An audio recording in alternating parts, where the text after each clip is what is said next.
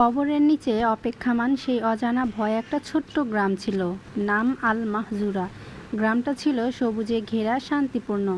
কিন্তু সেই গ্রামের এক কোণে একটা পুরনো কবরস্থান ছিল, যেটাকে সবাই এড়িয়ে চলতো।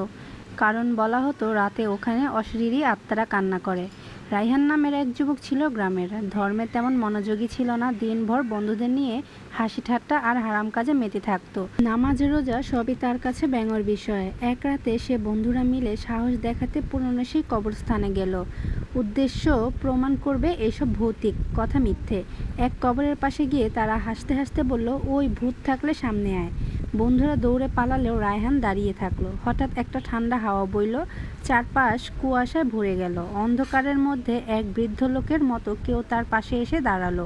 বলল, এত হাসছিস? দেখ তোর জন্য কবরের নিচে কি অপেক্ষা করছে। রায়হান ভয়ে পেছনে তাকিয়ে দেখলো লোকটা নেই।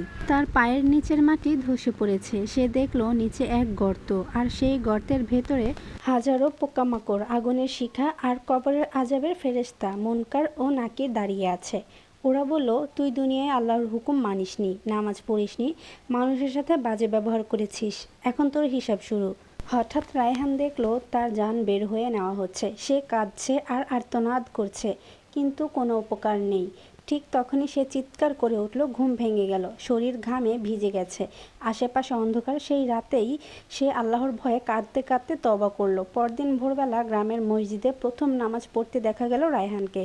কারণ সে জানতো সত্যিই কবরের নিচে এমন ভয়ঙ্কর আযাব অপেক্ষা করছে, যা দুনিয়ার কোনো ভয়ের ধারে কাছেও যায় না।